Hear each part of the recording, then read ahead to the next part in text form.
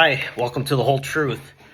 So I want to re-summarize my position about why I think that this is the final nail in the coffin for the hideous satanic regime in Iran. But I also want to start by addressing why I believe you don't see this being covered or reported by the mainstream media. And if it is almost always exclusively being reported as economic grievances, cost of living protests, which is not what this is about. I'm following it very closely. I recommend watching 2C TV to get the latest, TOUSI TV.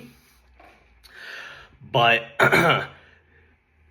the reason that mainstream media is not reporting on this, in my opinion, is because there are two things that the mainstream media absolutely abhors and informs all of their reporting. The first thing, number one, is Trump. Okay? Mainstream media, which is just a reflection of the elite's public opinion in general, hates Trump more than anything.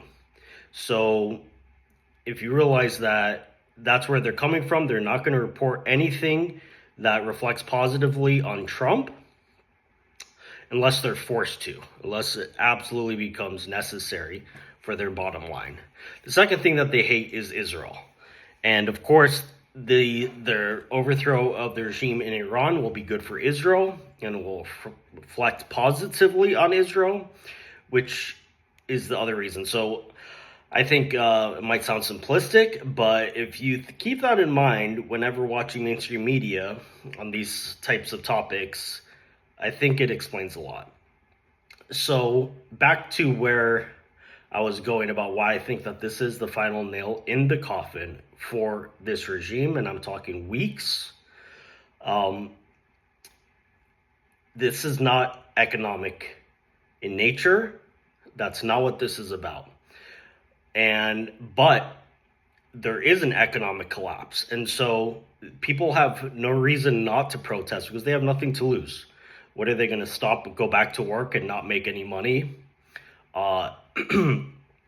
There's no incentive not to protest at this point and not to go to the full extent of pulling down their government. The second thing is that this regime has alienated half of their population. I mean, at least half, but in particular half, the women, okay? A few years ago, we had the Women Life Freedom protests, where we saw a lot of women in the streets of Iran. Those women are not, they didn't all of a sudden start liking the regime, okay? Those protests were put down brutally, but they stayed simmering, okay? And so while the women are at home taking care of children and the household, the men are out protesting, and again, they have no economic livelihoods to return to. So they have nothing to lose. So they can go out, protest, help tear down some regime infrastructure, go back home, get a meal, say hi to their family, and get back out and protest until this is done. And I mean, done in the sense that the regime is going to crumble. And again, if you saw my last video, the main point that I was conveying is that Mossad is on the ground helping out behind the scenes. And they are probably sabotaging the IRGC, which is why you're not seeing a coordinated response right now. You're seeing scattered, poorly coordinated response by the IRGC and besieged militia, but it's obviously completely chaotic. There's no command structure. I mean, and the other thing is that Israel completely humiliated the regime in the 12-day war. You know, the regime could lie to their people and say, oh, we won this war. But the Iranian people are not stupid. They know who won the war. They saw that Israel penetrated every echelon of the Iranian government. And that's not something you come back from.